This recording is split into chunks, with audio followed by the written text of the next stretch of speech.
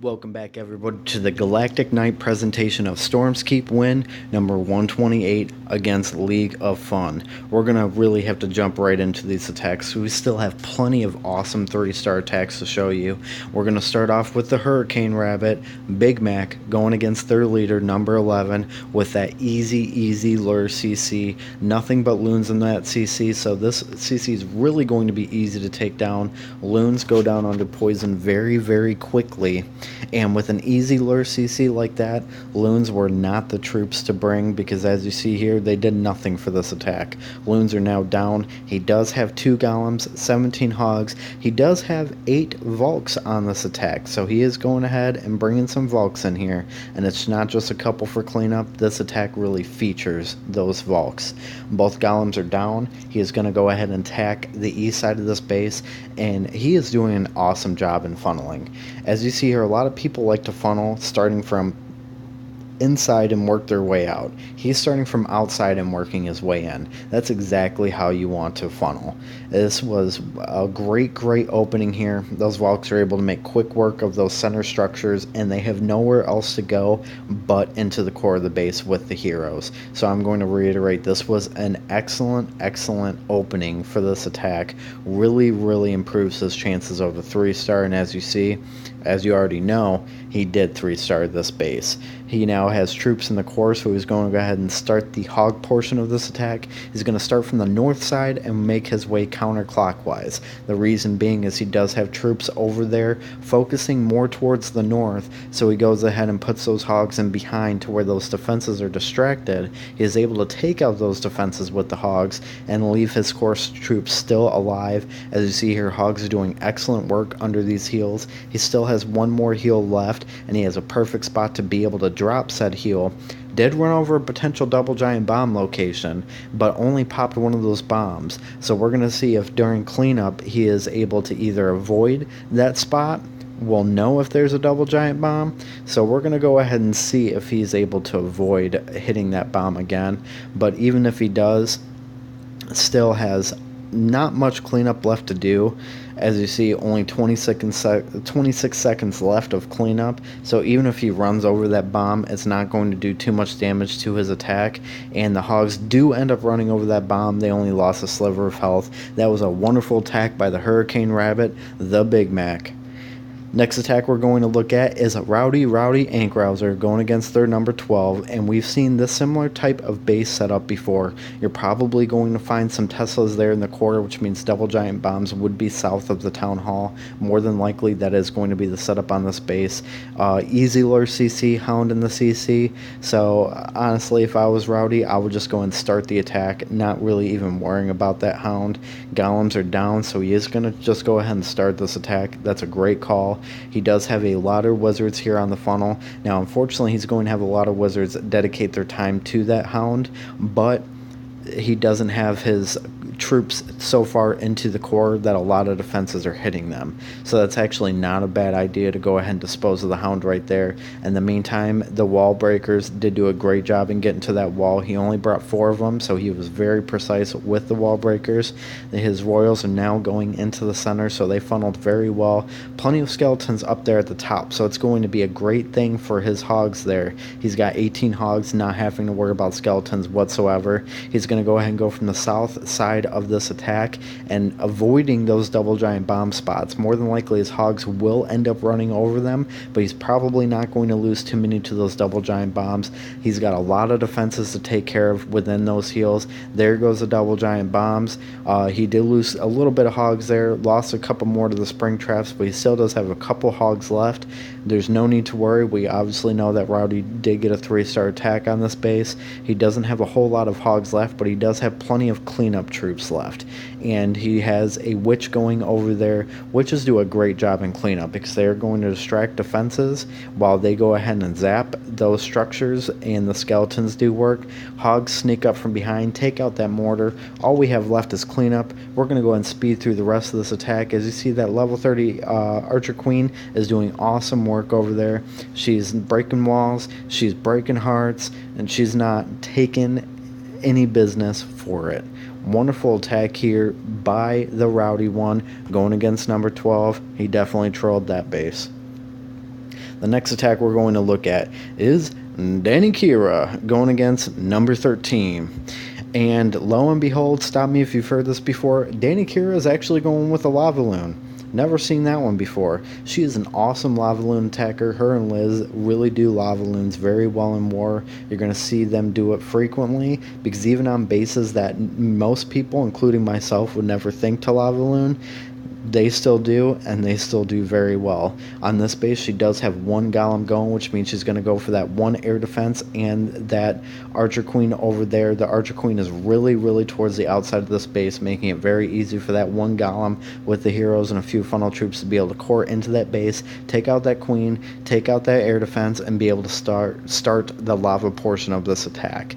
And as you see here, the lavas are now out. She's got one lava going in towards that air defense. She's got a couple loons going in. The second lava is going in with a couple more loons, so she's not doing the two for the first one. She's kind of doing it to where those air defenses are kind of close to where she's able to get to multiple of them at the same time. That second air defense has gone down. She's now focusing on the third air defense. She does have one hound on that. Now a second hound that did just get popped. Still plenty of loons hovering over that air defense. Perfect placement for the Rage on top of that air defense and on its way to the next air defense. So those loons are able to get to that air defense very quickly. So quickly, in fact, that looks like they're going to get there before that hound pops. And are they? They do. The hound does not pop. It does not matter. You see all of those pups there on the south? No defenses are going to hit them. See the minions over there on the northwest side of the base? No defenses are going to hit them. So she did an excellent job having a lot of cleanup troops available that aren't going to be hit by any of the defenses around. Does have that king over there, but because of the fact that it's not a ground troop, don't have to worry about that king at all. We're going to go and speed through the last 20 seconds of this attack. This was an awesome job by Danny Kira. Really, really doing well on this base. Great job. Now the next attack we're going to look at is Jared, Mr. 6-star Jared, going against number 14. So he jumps a couple steps up to take on this modified teaser base here, teaser from the south. It looks like he's going to be using the same type of strategy that you would normally use against a teaser. I know that core is a little bit closed up, but that top area, or that bottom area over there, the front one coming from the south, really makes it seem more like a teaser. So he's treating it exactly like one. Does have a jump into the core though, so instead of taking a rage like you normally would on a teaser, he does take the jump to be able to get in the core, which is a great, great call. And it looks like we do have some spread out defenses on the north side, so if he's going to do hogs, he's more than likely going to do a surgical versus doing two groups of hogs or even a mass hog attack from one of the sides. So we'll see here if he's going to go ahead and use that surgical part of the attack. In the meantime, his kill squad is getting into that core. They are starting to take that jump, and as you see here, he is going to do the surgical hog attack, which is, like I was thinking, the best call for this base with all those open spots. And as you see here, did not run into any double giant bombs on that southern end. He really has to watch out for those bombs. More than likely, if he would have ran over all of the bombs on that southern area, he probably would have done a larger group of hogs, or maybe just two groups. He did not see those bombs go off, which means he's going to go with a surgical up north. Now, since those first set of double giant bombs did pop over there on the northwest side, you're probably going to find another double giant bomb set in the northeast side. And as lo and behold, you do. Very predictable base. Because of that, Jared is able to do very quick work on it. Still has plenty of troops left to clean up all of these structures. No defenses left to go ahead and take out anything. If in anything, he's just going to run into a couple spring traps. That's all. Wonderful attack here by Jared, doing very well against this modified teaser base. The next attack we're going to look at was made by the Galactic Knight, the Adonis of the Keep Galaga, going against number 15. This is not the greatest setup for a base. You do have a CC very high north on this base. Because of that, very easy lure. This base was at a disadvantage. I'm not going to lie, it was during a cleanup. Because of that, I did know the bomb locations, I did know the trap locations. When you know those things for a Shattered Hog attack, it makes it so much easier. And as you see here, I'm going to start from the south because the majority of the bombs and traps are going to be on that south side. So it really wasn't set up well to defend against hogs, and I knew that, and hog is my strat, so I went in here and I took out this base pretty quickly. In the meantime, the jump is going to go ahead and get me into multiple compartments. One of those compartments going ahead and having another bomb in it. King runs over it. Queen runs over that the second of the set of double giant bombs. There's only going to be one more bomb left, and it's actually going to be the northwest side near that blower over there. Because of that, I'm going to start from the west side in that very corner, work my way clockwise around this base. I didn't want to go from the east side simply for the fact that my hogs were going to go into the core, because I was actually focusing my kill squad to go to that east or west side to take out that bomb. So because of it, I did start from an area I knew there was a bomb. I did have a heal placed after that bomb, that way hogs were able to heal themselves during this attack instead of after those bombs or before the bombs actually hit. Hogs are doing excellent work in this core, really taking out a lot of defenses under heals. In the meantime, I have plenty of cleanup troops left available. They're doing excellent work. There is only 2 more defenses left. The hogs did split, so they take out these defenses pretty quickly. We have nothing but cleanup left. Now you do see a BK down on the bottom, so this BK could maybe wreak havoc on a wizard, maybe on a hog if the hog's not paying attention. But as you see here, Queen still has excellent health, and as you obviously know, this was a 3-star attack. So as you see here, hogs are taking out the remaining last of these structures. Queen meets him over there. King's still alive. The attack is over. So luckily for this king, he didn't die, but he did get to live to see his base get absolutely torn up. 6-star war for me. Next attack we're going to see is the second half of Jared's domination against the League of Fun. And to be quite honestly, this was the League of Fun for Storm's Keep this war. We did an excellent job. As you see here, this base, not hard to crack this base, and Jared does a great job doing so. We do see a Dragloon CC for this Town Hall 9. It is to be expected. You're never surprised when you see one of those. So his troops are able to funnel into the core very nicely. That Dragloon is under the poison. That Dragloon is now getting hit by troops under rage. So that Dragloon is going to be pretty much dead here at any point in time. Now Queen is deciding she is going to do the P.E.K.K.A. strut, it looks like. She is hitting a gold storage outside of the core. She did not follow the troops inside the core. She is under rage, though. She goes ahead and takes care of a couple of defenses very quickly. The core kill squad is down. That is dead. Queen is using her ability, so she's pretty much on her last leg of life.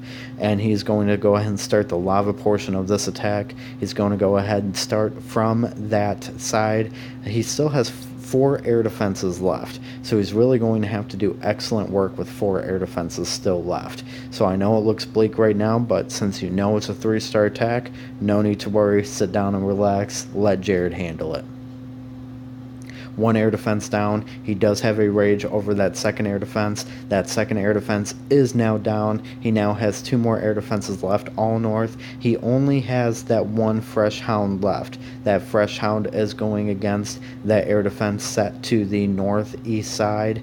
There's plenty of loons hovering over that air defense, so that air defense is going to go bye-bye. He now only has that 1 more air defense left.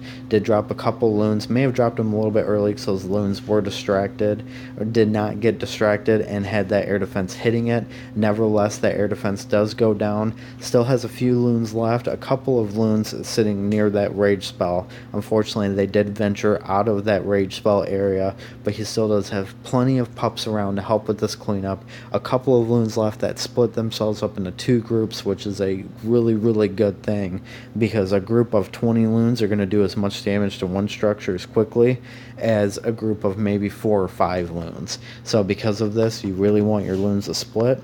His loons did split. We're going to go ahead and speed up the remaining portion of this attack. I'm going to reiterate, great job by Jared. He is still one of our newer members, has only been in a few wars, and he seems to always have an attack here in the recap, which means he's doing an awesome job.